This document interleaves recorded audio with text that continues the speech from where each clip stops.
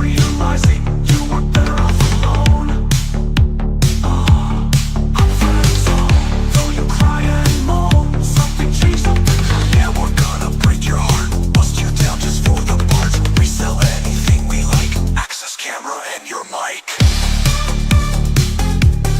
I'm friend zone, I'm friend zone, I'm friend zone, I'm friend zone, I'm friend zone, I'm friend zone. You miss the days when you were on your own. I'm friend zone, I'm friend zone. Now you're just on drone. I'm dying out, you stupid sap, and now you're in the unfriend zone.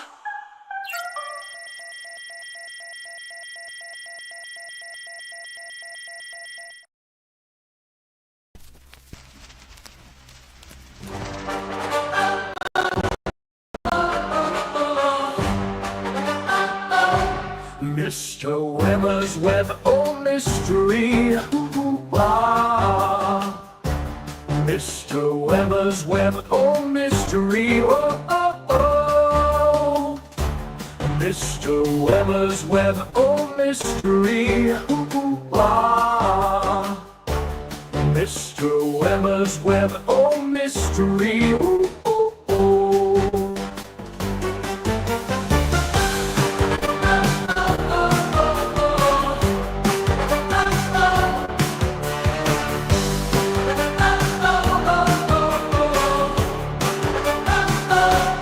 Mr. Webber's Web, oh mystery. Ah. Mr. Webber's Web, oh mystery. Oh, oh, oh.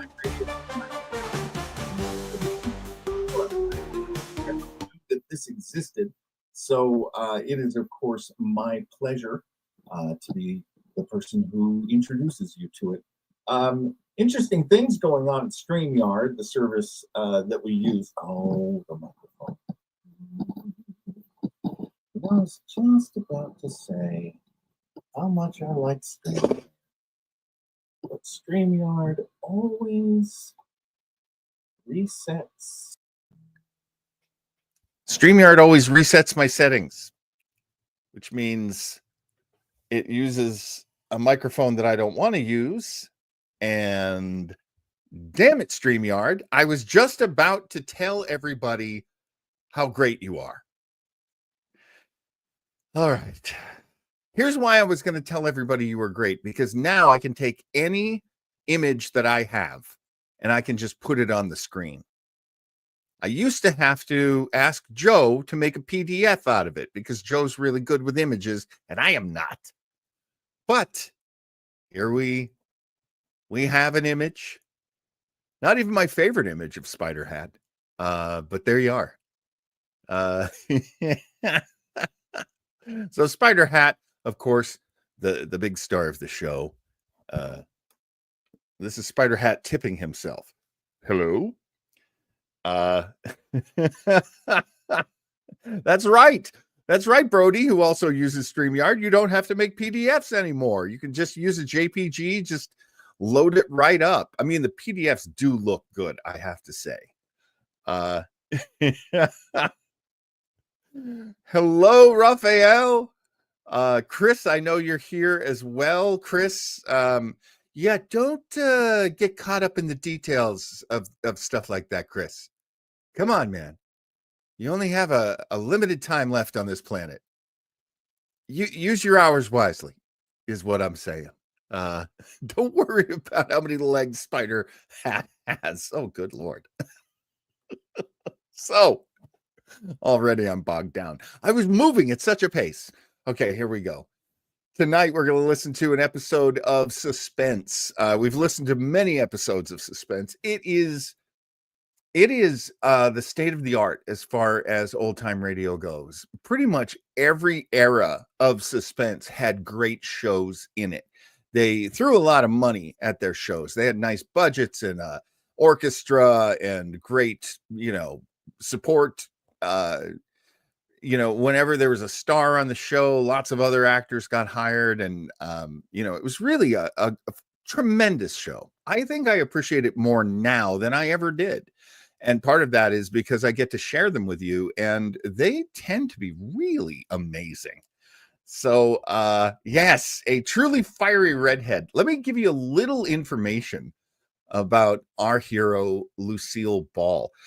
Lucille Ball was born in August 6th, 1911. She had been she was a dancer and had been on quite a few stages. And then, because she's a looker, really good looking gal, she got into pictures. She was signed to quite a few studios. Very short, extremely short contracts, though. One of the things that they felt was there were much more dynamic actresses that could be in these dramas that they were casting her in. She was routinely cast as the tough talking, gum chewing dance girl, a tough talking dame, and we're going to hear some of that tonight in this character. This is also a very interesting year for her. This show, A Little Piece of Rope, was produced in 1948. This was also the year that Lucille Ball finally broke through with a steady gig and got her comedy show, My Favorite Husband. Now, My Favorite Husband had it had an audition recording, a pilot for a radio show. Lucille Ball was not on that. And so the show kind of languished. And then they tried it again. They hired a couple new actors this time. Richard Denning plays the husband to Lucille Ball. They play this couple, and the big line to the show My Favorite Husband is a couple who live together and like it. It was, if you will, the oh my God, I'm so good at this. Paul Reiser, Helen Hunt. Oh my God, I know this. I guest starred on this show. Mad About You. Wow, that was painful. It was the Mad About You of its day, about a couple who's got this marriage and it's just the two of them, no kids yet, and they're just having a lot of fun. And compared to a lot of married couples, they really do have a good time. One of the things that was known about Lucy at this point, this is Raphael adding this, she was the queen of the B pictures. She hadn't always been the queen of the B pictures. Fay Wray, who you may remember from the movie King Kong, for a long time was the queen of the Bs. But it got to the point in 1948 where Lucille Ball had been in so many low budget, grimy kind of pictures that actually this kind of show, A Little Piece of Rope, this kind of drama wasn't terribly unusual. However, this script, oh boy, strap yourself in. This is seamy. This is seedy. This is unsavory. This is, this story. You're going to see me making a lot of faces. I've only listened to the first few minutes of this episode and went, yeah, it's perfect. It's perfect for Web of Mystery. It's perfect for my audience. And if you want to jump in the chat, if you're not already in the chat, get on in because we got stuff to talk about. There's some really yucky stuff going on in this script. And I want to know how you feel about it, because I have my own feelings about it, and we can surely share those. That's right. That's right.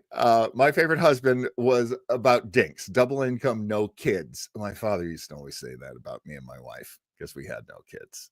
And I said, yeah, I have no grandchildren for you to traumatize. That's what I have. All right, let's get to the show, shall we? Again, this is from the incredible series Suspense. This one is from 1948. She recorded it just a couple months after they started My Favorite Husband. And at this point, My Favorite Husband wasn't yet a big success. So she still was that girl from the alley, that girl from the tough, gritty pictures. She was still that girl. Of course, we don't recognize that at all anymore. We know her as a family-friendly comedian, and I'll tell you more about that after the show. Let's begin. From 1948, October 14th. This is Suspense and a Little Piece of Rope. Oh, brought to you by Autolite. In just a moment, Suspense with Lucille Ball. Hi, Harlow. Well, look who's here. Say, it's mighty nice of you to be sitting around all week just to hear me tell more about Autolite. Oh, I haven't been waiting around all week. Why, I was way up in Oregon. Oh, that's My, swell. That's swell. Hey, Hap, do you know the real story about Autolite Stay Full batteries? Well, sure, I know the real story about Autolite Stay Full batteries. Needs water only 3 times a year in normal car use. What a battery. Stay full, that is. Why, by Cornelius, an Autolite Stay Full battery has more liquid reserve than a centipede has legs, than an ocean has waves, than a rabbit has, well, rabbits.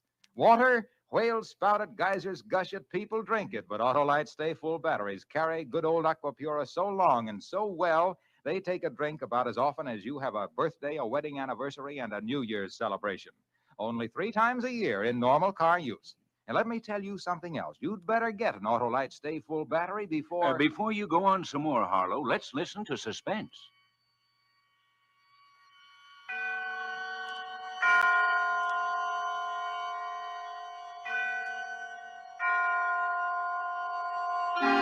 Suspense.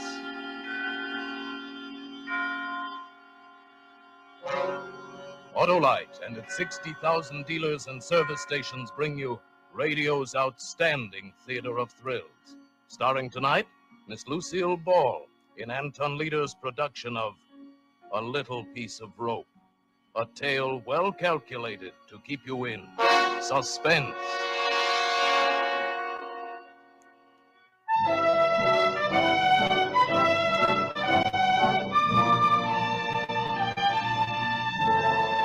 They said I'd never make good here in Hollywood. Everywhere I went, it was the same story. Sure, they'd see me, but the minute they took a look at my baby face, all I'd get was advice and excuses. No job. My last try was for a schoolgirl part. I was too baby-faced to even land that one. I was walking home, still wearing the school uniform that I'd bought to help me get the part, when I got the idea. Then I remembered another thing. It was years ago, reading an old copy of the Police Gazette in Grandpa's attic, printed about 1880, I guess. With their falsely youthful faces, dressed as innocent schoolgirls, these vicious females haunt the vicinity of select young ladies' seminaries. And with their airs of artless girlhood, they entice and trap unwary gentlemen, some from the best of families.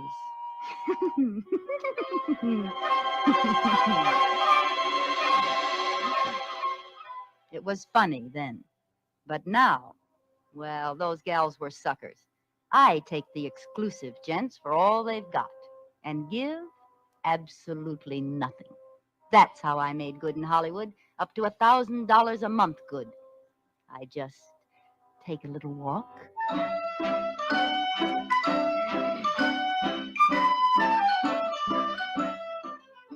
I've got uniforms for all the best schools, and I still have the baby face. So help me, lots of those kids look older than I do. When school's out, I let some old wolf pick me up. They always want to park up in the hills or some other lonely place. I drop my compact. He bends over to pick it up. I let him have it with a special little blackjack I carry.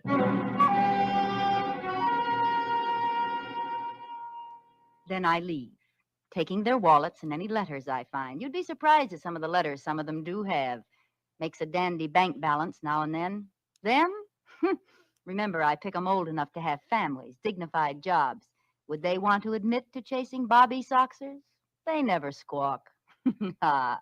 My landlady thinks I'm the ideal tenant. Oh, she's no trouble at all, the poor little thing. Infantile, you know. Has to take long walks every day and rest the rest of the time. Never any fun or dates like other pretty girls. Well, lucky she can afford it, I say. Be a county ward otherwise. And so sweet and quiet, uncomplaining, poor little soul. Yes, Mrs. Tilford is a swell character witness. Of course, I always wear a coat over those uniforms near home, and I keep them locked up just in case she snoops. Yes, I've got a nice career in Hollywood. That is, I did have till last month. You going out in this cold, Isabel? Oh, this is a good heavy coat. Well, don't you overdo now. These walks are just what the doctor ordered. Anyway, you sure look healthy enough. Oh, thank heaven for that. Anything I can pick up for you on the way back? Oh, no, thanks, dearie. I got everything done. Goodbye now. Bye. I was dressed for Miss Cadwaller's school this time, and it was just letting out when I got there. I didn't have long to wait. You know, you get so you can tell by the way the cars move along the street if the guy's on the prowl. This one was driving a big black coupe, and he was a little younger than I liked, about 40, but you can't be too fussy. I stepped off the curb, pretending to look for a bus. Waiting for the bus? Why, yes, I am. Which one? The Bel Air bus. Oh, I say, that's a shame. Why? I just passed it back there. Broken axle. Oh, You know, I think I've seen you passing my house. What street do you live on? Cameron. Oh, sure. I'm just over on Bend then. Hop in, I'll take you home. Oh, well, you're a neighbor. I guess it's... Gee, thanks, Mr. Rice. Alex Rice. Insurance. How do you do? Like school? I hate it. School's no fun. I'd like... What? Oh, excitement. Danger. I suppose you think I'm pretty silly. No. No, I think you're the kind of girl who'll get excitement and danger. Really? Yes, really. Look, it's so early yet. Like to take the long way through the hills? It's pretty there now. Oh, yes, I'd love to. I think the hills are divine.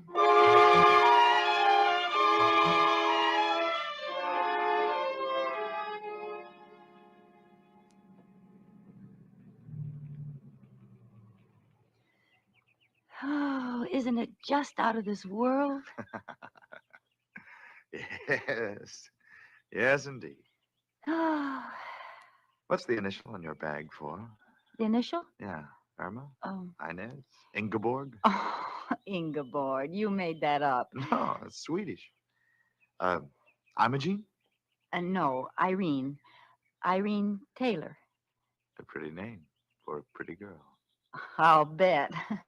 You have beautiful hair and eyes and a beautiful throat. Well, throat. Irene, you're very Oh, exciting. Mr. Rice, I dropped my compact. You don't need it. But it might get stepped on. You won't need it. But I want it now. All right, all right. Don't yell so here. I'll get it. Oh! Character, huh? Well, here, roll back a little. There. Well, what do you know? Rope. Now, why would a guy carry a piece of rope in his inside breast pocket? Nice wallet. Well, goodbye, Mr. Rice, and thanks for everything.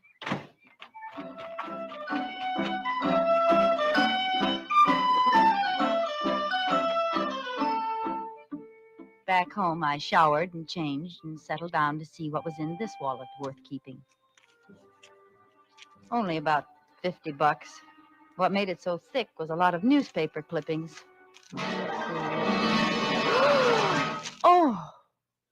Oh no, it can't be. But it was. Those clippings were all about the strangler who'd murdered 5 girls in the last year, left them in the hills with a piece of rope around their necks and never a clue. And Alexander Rice carried his press notices. Alexander Rice carried a little piece of rope in his inside breast pocket, picked up girls, drove into the hills. And Alexander Rice wasn't his name. No, his driver's license said Benjamin Carney. I had picked up and slugged the strangler. My latest sucker was the most dangerous man in the country.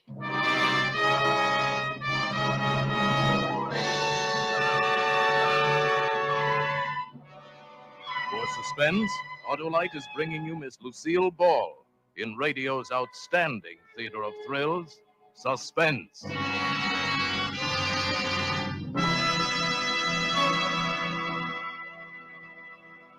Say there, neighbor. I didn't get going very well on those Autolite Stay Full batteries. Now, look here, Harlow Wilcox. Never mind. I'm right back in there pitching. Gee, if I could only tell you about every one of those 400 Autolite automotive, aviation, and marine products. Well, that takes real breath, lots of breath. And while I'm not as short on taking breath as an Autolite Stay Full battery is on taking a drink, not by a jug full, even I just haven't got enough breath for that. Well, if you just stop talking so I much... can sure wind up and sound off on those Autolite Stay Full batteries, though. Making camels look like topers is just the beginning with them. They've got oversized electrical capacity plus fiberglass insulation. You know what that means, my friend? Well, sure, I know what that means. It means you should find out for yourself how long these batteries are bound to live. You'd have to hibernate like Rip Van Winkle. I guess you could at that if you had an Autolite Stay Full battery in your car. I've got an Autolite. Why, the way those Autolite engineers designed that Autolite Stay Full battery is so darned ingenious by Cornelius that you could pay as little attention to your Autolite Stay Full battery as Rip Van Winkle did to old Father Time. Go down to your Autolite dealer and get one right away. There's no better buy in batteries, my boy, because no better batteries be behind the byline of Barlow Bilcox. Now, look, Wilcox. Oh, you got bees in my bonnet now. If you'll only pipe down, we'll hear some more of Suspense. And now, Autolite brings back to a Hollywood soundstage Miss Lucille Ball as Isabel in A Little Piece of Rope. A tale well calculated to keep you in suspense.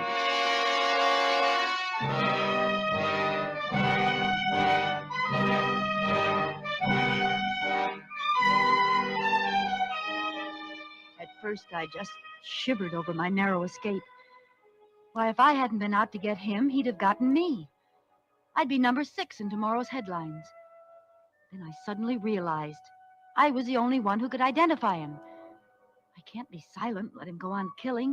I've got to go to the police station and tell them. I started to go out when it occurred to me I couldn't. I didn't dare go to the police and take the chance of exposing my own racket. If that ever came out, and it probably would, San Quentin, here I come.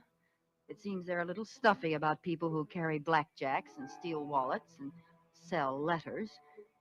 So instead, I went for a walk. A real one this time, and just tried to think. Pretty soon another thought hit me. He knew I could identify him by now. Strangler was no fool. He'd have me figured out and know the kind of place and time to look for me. And he'd certainly be looking for me, to kill me, to shut my mouth forever. I had to find a way to...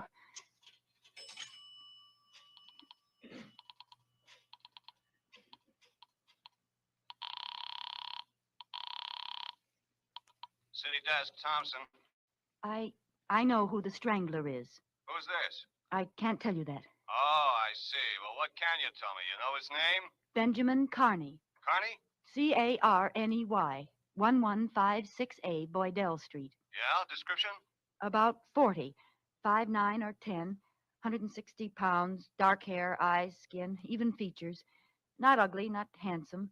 Drives a big black coupe, late model. Got it. Any identifying marks? Mustache? No, nothing. And how do you know this guy's the Strangler? I just know. Goodbye. Hey, wait a minute.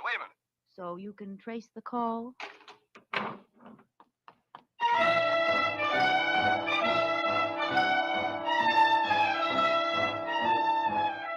There'd been hundreds of phony clues, and he thought mine was another. But surely they'd check that name and address. All the way home, I had a creepy feeling he was around somewhere, following me, waiting. The evening paper barely mentioned my call, just listed it with several others. Radio wasn't very much better. An unidentified woman phoned in a description of the killer as a 40-year-old brunette, medium height and weight, with no distinguishing features, driving a new black coupe. Police checks revealed that such a man, with the name she gave, had moved from the address given several months before the first of the Strangler murders, but there is no further trace of him. Investigation continues, but it is believed this is another spite accusation. A Portland, Oregon woman reported the Strangler as the man who entered her hen house last night and... No use phoning again. I didn't think a letter would help much either, but I tried. Being careful it couldn't be traced to me, and mailed it to a newspaper that night. Hey, Mike, you going to the courthouse? Take this to O'Shea, will you? Another strangler letter telling all. Why can't he just strangle letter writers? One more and I'll strangle somebody.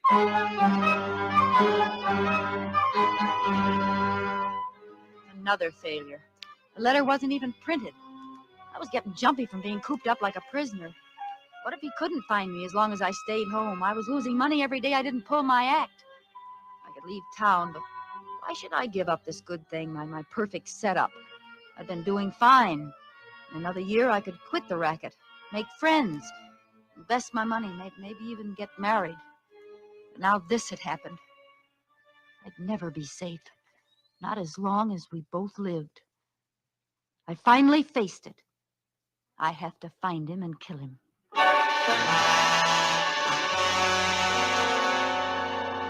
This time I put an ad in the personals column. Would he see it? Well, I'd run it till he did. A.K. Rice can book your rope act for mutual profit.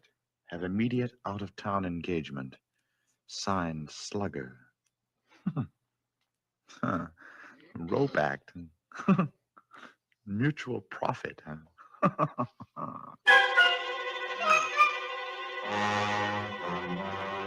I knew that would get him because it sounded like blackmail. And by pretending to fall for a shakedown, he'd hope to get close enough to kill me. Only it was going to be the other way around. And so our strange correspondence began. He answered right away. Slugger, interested in offer. Offers. Send details, box 047M298. Rice. I had him hooked. I didn't lose any time writing. Dear Mr. Rice, I have an invention which I think you'll want for your rope act. It's expensive, but remember, it's completely silent. And yours exclusively if we agree on terms. Signed, Slugger. Completely silent. It's delicious. And expensive. Yes, indeed.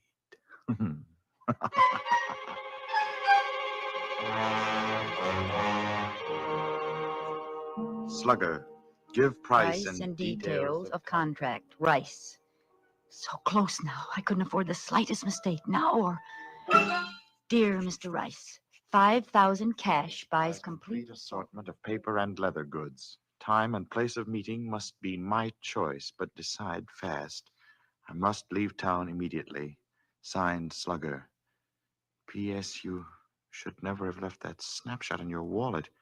It's awfully good of you. Snapshot? I thought Oh, no. I didn't burn it. So the little lady's in a jam. Needs money to hide out. And I can help her make her getaway. Oh, I can indeed.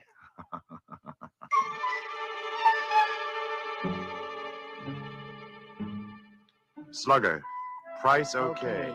We'll close at your convenience, Rice. I've got him. My plan was as foolproof as I could make it. I packed a suitcase with the kind of clothes I'd hate to be found dead in. And maybe I would be, and told Mrs. Milford I was taking a vacation with friends. Oh, I'm so glad, dearie. I said to Miss Knight yesterday, that child should have country air. City air just don't do the same for you. Yes, I know it'll do me good. And you stay longer if they ask you. Don't worry about me holding the apartment for you. Well, thanks a lot, Mrs. Tilford. It's certainly nice of you. I have to catch that train now. Goodbye. Goodbye. Have a nice time now.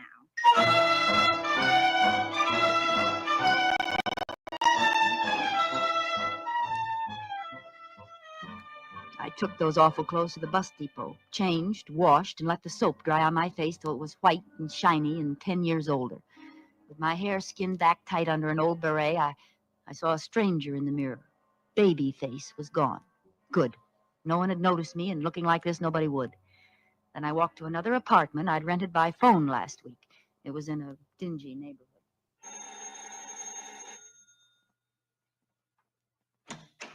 I'm Miss Sproat. Oh, Miss Sprout, you can move right in. The people left yesterday. Here, this is the key. It's the first door at the head of the stairs.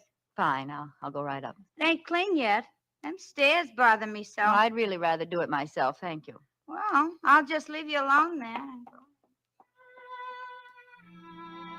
Now I was Miss Annie Sproat, librarian, and I looked as much like Isabel Towns' baby face as an alley cat looks like a Persian. I sat down to write the last letter. Dear Mr. Rice, come to 609 Fitzgilbert Place at 10 p.m. Friday. And don't try to come near me, or I'll scream my head off.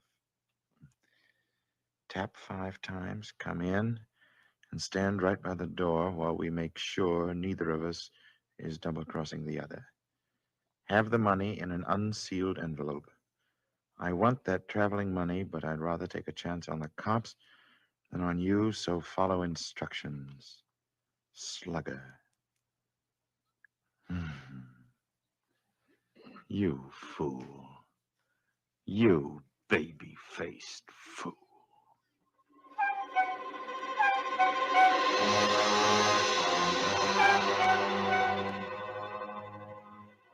He'd have to make sure the layout was right before he'd dare attack me. And the more precautions I took, the more he'd believe I was on the level. Near the door where he'd stand, I put a chest with a lamp on it. That was my booby trap, that lamp.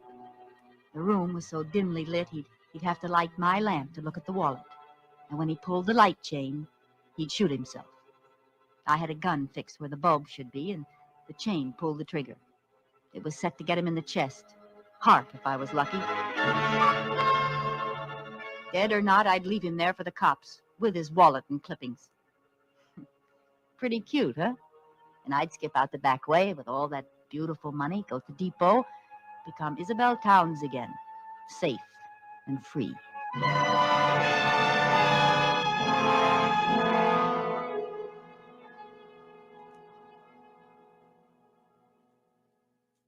I wore gloves all the time I was there, and the suitcase with Isabel Towns' identity in it was ready by the back door. The hours passed like centuries, and the old house creaked like a sick old man in a squeaky bed. Of course, it might be the house, or it might be someone on the stairs. And then it was 10 o'clock. I was standing at the other end of the room, facing the door. The light was very dim. I heard the feet coming up the stairs, or was it just the creaking of the old house? No.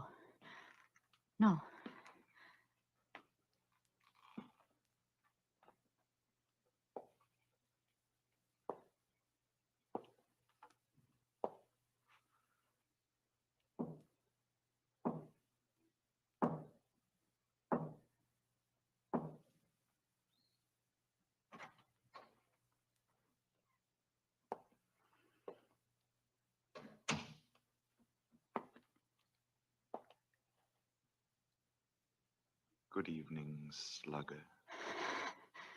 You see, I'm prompt, Slugger. Stand where you are. Certainly. Did you bring the money?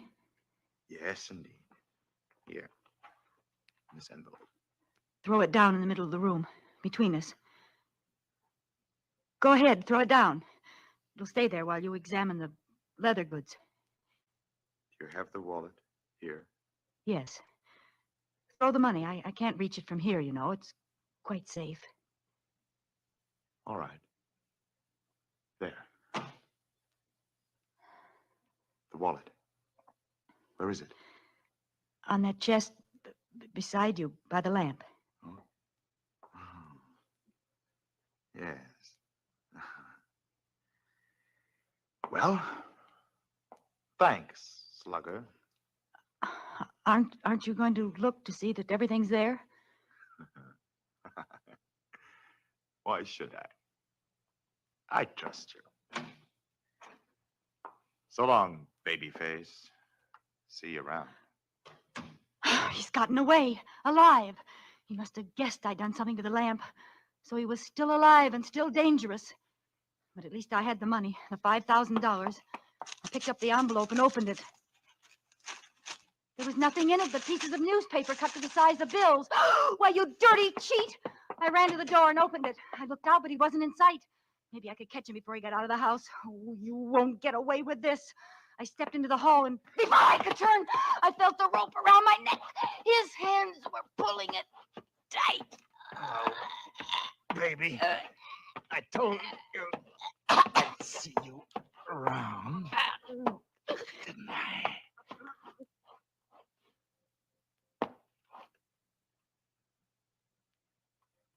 There you are, baby. You're paid off in full.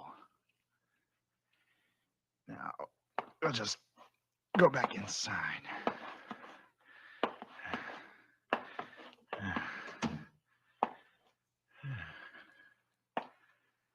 Let's see.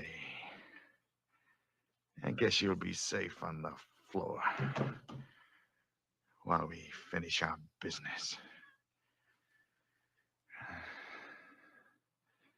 Now, I'll take a look at that wallet, baby. You might have held out some of those clippings. I'll just turn on this light.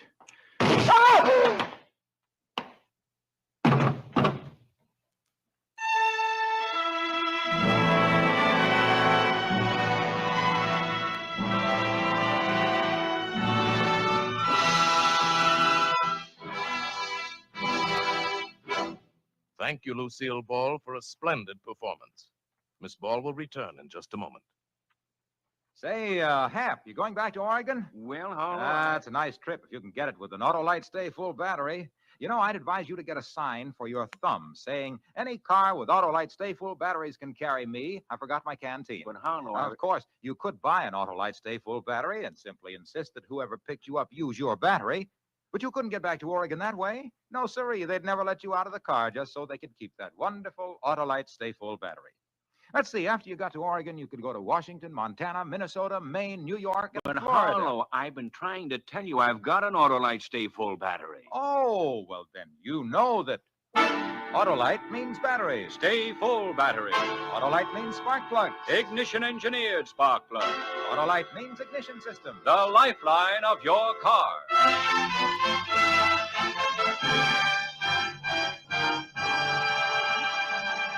And now here again is Miss Lucille Ball.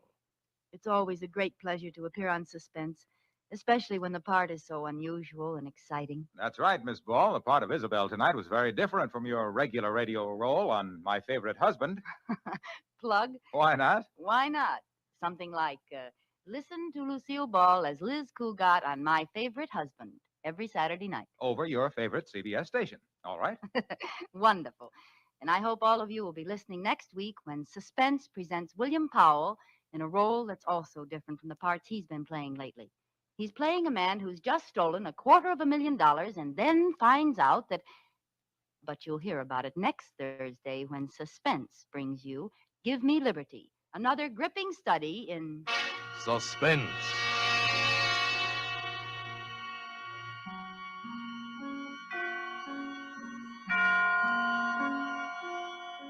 Lucille Ball may soon be seen in the Paramount production Sorrowful Jones.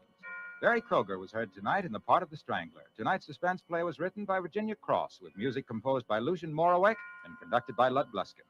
The entire production was under the direction of Anton M. Leader. In the coming weeks, Suspense will present such stars as John Garfield, Margaret O'Brien, Sidney Greenstreet, Agnes Moorehead, Edmund O'Brien, and many others. Make it a point to listen each Thursday to Suspense, radio's outstanding theater of thrills. And next Thursday, same time, hear William Powell in Give Me Liberty.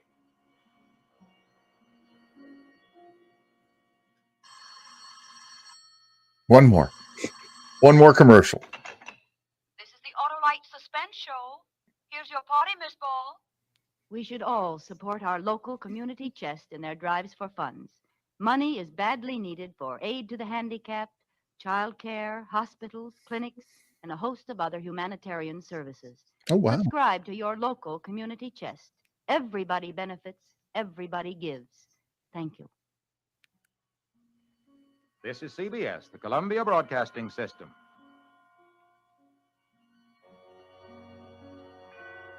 And there you go.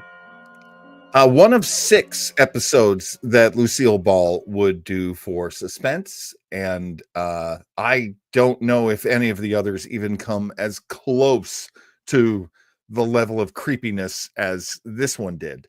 Yeah, very interesting. Oh, everybody had good lines here. Well, it's Lucy, so it's worth one more ad. I mean, we want to prove to people she didn't really get killed. I think that's part of it too. Let's bring back Lucy. Come on, we're paying her anyway. Let's reassure everybody that they can keep listening to her show. The series I Love Suspense was later followed by Here's Suspense. Oh boy, that's meta. That's meta, Mike. Because of course Lucy had shows that were okay anyway. And the community chest PSA gets a wisecrack as well. DJP saying, I didn't realize we'd pulled a community chest card. That's where it comes from. There was a thing called the community chest. You did give money to it, and it did help your community back in the day. And there was no billionaire coming around to cancel it like an idiot. The story of Lucille Ball is made especially interesting because My Favorite Husband was really one of the first times she had done comedy. She had played comedic roles before in movies and occasionally on radio, but she really hadn't done a lot of comedy. She was a beautiful woman. They would, get her in. She was in the Ziegfeld Follies movie, for heaven's sake. She was a leggy dancer. She was very beautiful and had a way about her. But My Favorite Husband was the first time that she had ever done comedy in front of an audience. Aha! And the makers of the show were blown away by how she became the breakout star of that show. I mean, everything that we know about Lucille Ball, Lucy, from I Love Lucy, we know in terms of comedy. And then there was Here's Lucy and The Lucy Show and Life with Lucy, which, got canceled. But still, she did so much comedy. She guested. She did Fancy Pants with Bob Hope, as Mike had mentioned. Joe had mentioned Bob Hope and Lucy. Lucille Ball was not a natural clown, but was so amazing in front of an audience. Now, how did she become so successful? Well, she and Desi were really smart when it came to money and when it came to business. And they also had a really big problem with the show I Love Lucy. They did not want to move to New York. They wanted to shoot it out here in LA. Now, that was not what you did back in the 50s, because basically you did the show live and then a kinescope of your show was sent usually more than a day later. Like, it was sent later and it wasn't high quality. Basically, a kinescope is a movie camera pointed at a video monitor. They did not tend to look great. You probably already know that. So with this problem, they really wanted high quality copies of the show that they could send out east so they could stay here on the West Coast. And so on their own dime, they bought 35 millimeter film. I think I'm getting that right. They bought really beautiful film and they used really beautiful cameras and they shot a beautiful show. And there was one stipulation they had. Since they were paying for the film, the network could use it once, and then they had to return it to them. Now, at that point, Desi and Lucy had formed Desilu, which was, at that point, a production company. And so in their contract, it said CBS gets to play these once, and then they have to return them. So they did. So CBS has this huge successful show, and now they want to go into syndication, but they don't have copies of the show. They want to sell the show, but they don't have copies. So even though each show cost about $1,000 in the 50s to shoot I Love Lucy, the network had to buy them all back, just rent them, frankly, because Lucy and Desi weren't going to give up ownership. And that price tag was $1 million. Unbelievable money for those days. And the fascinating thing about that money was that allowed them to buy the old RKO Pictures lot. They bought their own studio with that money, and they formed Desilu, the studio. Desilu became huge, and if you're as much of a dork as I am and as a lot of my friends are, then you know that Lucy would take a chance on TV shows that maybe other studios did not.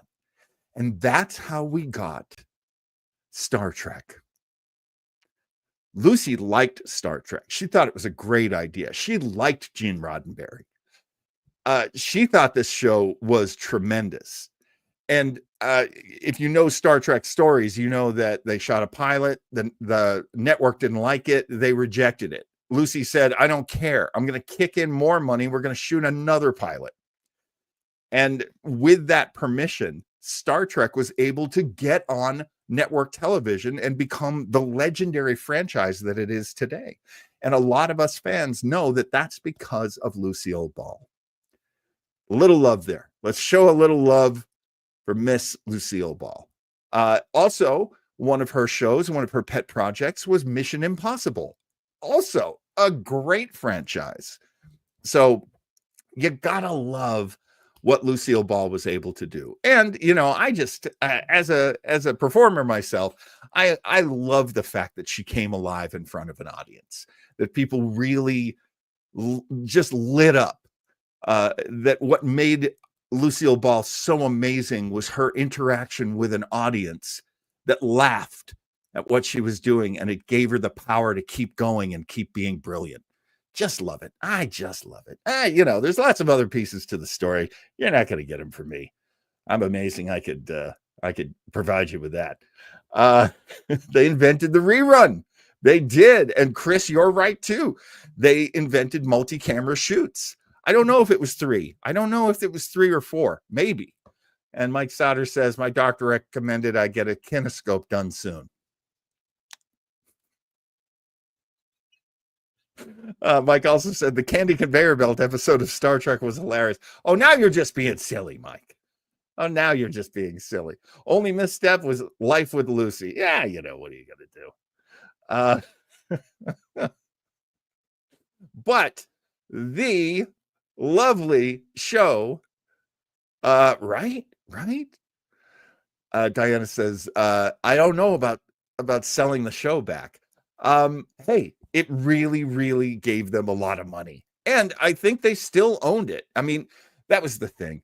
You got to remember, there were certain people who had agents who were really smart and really good. Oh my gosh, what's her name? She played the wife on The Honeymooners. She played Alice. Audrey Meadows. Audrey Meadows' brother was her agent. He was a really good lawyer. And he actually created for her, he created residuals. She was getting residuals. Art Carney didn't get those residuals.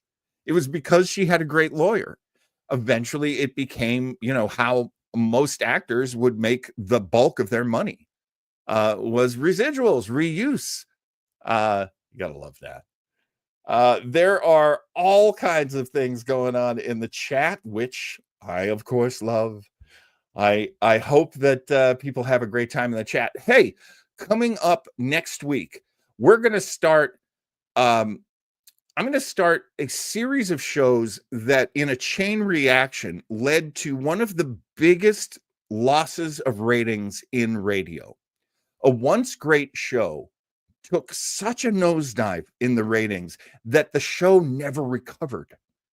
And it starts right here. Basil Rathbone quits Sherlock Holmes. We're going to play Basil Rathbone's very last episode. He did the recording of this episode. He walked out the door, and that was it. He was done with Sherlock Holmes. And it would create a domino effect that would affect radio in a huge, bad way. But it all starts with the incredible actor Basil Rathbone quitting Sherlock Holmes. So we are going to get to hear a Sherlock Holmes episode next week. And then the episodes that follow, there's going to be all kinds of terrible things that happen from that. I hope you'll stick with me, because you're going to hear some incredible shows, some great performers, some great actors, and it all starts with the irreplaceable Basil Rathbone.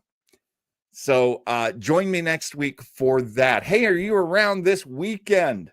El Tiburon is here, but he's going to be with us on Sunday as well. And Joe Townsend and I and El Tiburon are going to do a watch party of Plan 9 from Outer Space. We are so reasonably sure we're not going to get kicked off the air this time. Reasonably, mostly sure. Sometimes they break the rules for us and punish us the way they punish no one else. And I have no idea why, and I don't know how I get friends at YouTube, but I sure could use them. But anyway, that's going to be this Sunday's show. And I should probably, Joe, you and I never really, you and I never really discussed this, but I am going to say this is our penultimate episode for season 2.